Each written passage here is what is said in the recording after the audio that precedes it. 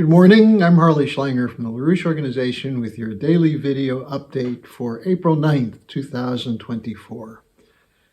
Well, it does appear that some Israeli troops have been pulled back. In fact, maybe the bulk of them have been pulled back, but don't get your hopes up.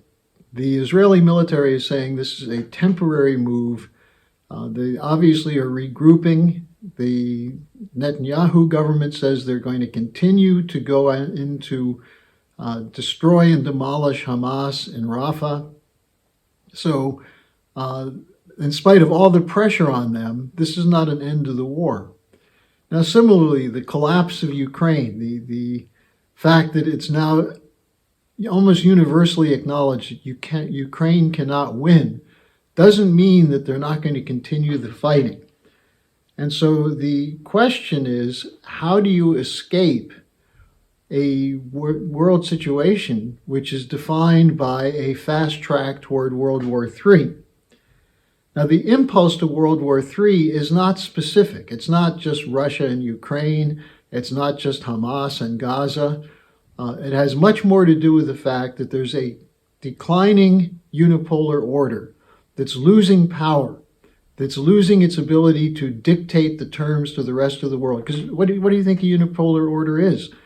It's the fact that, or a rules-based order, it's that the military sovereign, or the military hegemonic nation, I should say, not sovereign, the military hegemonic nation has the right to dictate the terms of trade and economic relations to the whole world. And the rules are not international law or natural law, but the requirements of the corporate cartels that run the unipolar order. And so that, since it's not specific, it can use hotspots around the world with a show of muscle and military force to make it clear that they're not going to submit to the idea that sovereign nations have the right to act on their own interests. So that's why we're on a course toward World War III. There's a growing move towards sovereignty around the world, a growing move in the global south away from submission to the orders coming from the unipolar order. And so the establishment is protecting this order not simply by these wars, but by showing the commitment to use military force to sustain the looting power of the global corporate cartels and the Western establishment. Now, in that sense, the threat to them is not simply what Russia was doing in Ukraine or any specifically local incident. It's to move against any crack that appears that would change the global financial architecture. That's what their fear is. And right now, that's stopping the BRICS. The BRICS represents the most serious threat to the continued dominance of the unipolar order, simply because they are saying they are committed to the idea that sovereign nations have a right to development. Now, this is a commitment that goes back to the American Revolution. The idea that nations have a right to determine their own credit policy, their own banking policy, their own trade policy. But that's been taken away increasingly in the last 20 to 30 years as the global banks have extended their reach and have shown again and again their willingness to use military power to keep nations in line. And so you have one of the focal points is Russia, because Russia is a sovereign nation with a lot of potential wealth and a commitment to work with other nations against the international financial order. And so Ukraine is being used as a battering ram against Russia.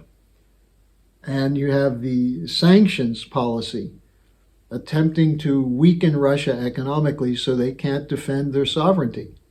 It's not working. It was a miscalculation by the Western establishment.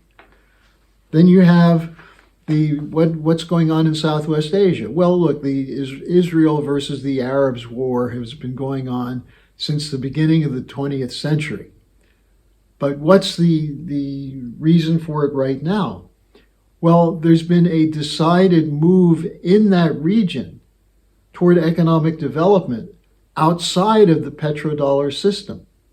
And in fact, last August, the BRICS added 5 nations to their membership, all of which are in that region of Southwest Asia. United Arab Emirates, Iran, Egypt, Saudi Arabia, and Ethiopia. And these are countries that represent a certain amount of financial power, but also influence in the global South. And so by having a war that touches on each of those areas, each of those countries, you create a very distinct impression. If you break with this order, you will be targeted. You could be next. So they're using the war to destabilize the region, as can be seen by the threats implicit in the Israeli strike, which, by the way, may have been involved as well, U.S. Military power, the strike against the Iranian consulate in Damascus. So they're destabilizing the region, saying to all these other countries, you could be next. Now, the other place they're looking at, China. And why China? Well, it's the BRICS. The C in BRICS is China. But more importantly, with the Belt and Road Initiative, the Chinese have shown a commitment to cooperation for mutual benefit with other nation states. They went in and arranged a rapprochement between Iran and Saudi Arabia for the purposes of extending the Belt and Road Initiative into the Middle East as a connection, a corridor of development connecting Asia, Europe, and Africa. So what's the U.S. policy or the Western establishment policy? Well, Biden will be meeting this week with Japan's Prime Minister Kishida, who's on a one-person rampage for militarization of Japan, and also with Philippine President Marcos, who will be there as the Philippines are manipulating a crisis with China. And the idea would be that this would be a preparation for war with China. This is global NATO, the extension of NATO force throughout the world. Remember, NATO is the North Atlantic Treaty Organization, not the South China Sea Treaty Organization. And so the extension of NATO is part of the demonstration by the Western warhawks that they will fight everywhere against any nation that's prepared to break with this unipolar order.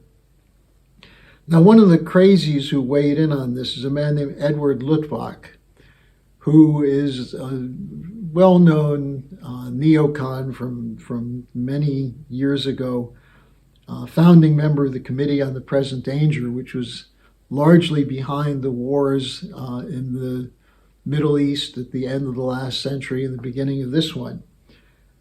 He has an op-ed that was published April 4th in which he says that Ukraine is losing badly. And the, quote, arithmetic of this is inescapable. NATO countries will soon have to send soldiers to Ukraine or else accept catastrophic defeat, unquote. That's the arithmetic. It leaves out what? The idea that you could negotiate something that would be in the benefit of both Russia and Ukraine. Instead, you either have a humiliating surrender or an escalation of the war. He goes on to write, the British and the French, along with the Nordic countries, are already quietly preparing to send troops, both small elite units and logistics and support personnel, who can remain far from the front. But he said in order to do this, a momentous decision must be reached by NATO's European members. Quote, if Europe cannot provide enough troops, Russia will prevail on the battlefield. And even if diplomacy successfully intervenes to avoid a complete debacle, Russian military power will have victoriously returned to Central Europe. Now, he says the U.S. can't provide the troops because they're too tied up preparing for dealing with China over Taiwan. That's the war hawk. You engage in these battles to send a message that the Western establishment will not cede any ground to nations that wish to develop. Now, Luttwak is saying that don't worry, these NATO soldiers will never engage in combat, but they'll be there to allow the Ukrainians to have maximum flexibility to send more troops into the battle. Now, this idea of global NATO is an insane idea, but it's a prescription for permanent war. There is an alternative, which is explicit in the motion of the BRICS toward economic development with a new development bank and many other proposals that reflect the ideas of Lyndon LaRouche over the last 50 years. We'll be presenting those in a very clear way this Saturday at an online conference on LaRouche's Oasis plan, which will spell out, with support from leading experts around the world, how we can make a break from this World War III of the Unipolar Order into an era of peace and economic stability. There'll be a link in the description section. Sign up to attend the conference and look for on the Schiller Institute website in the next day the announcement of the webcast that will take place tomorrow when I discuss these issues with Helga Zepp-LaRouche.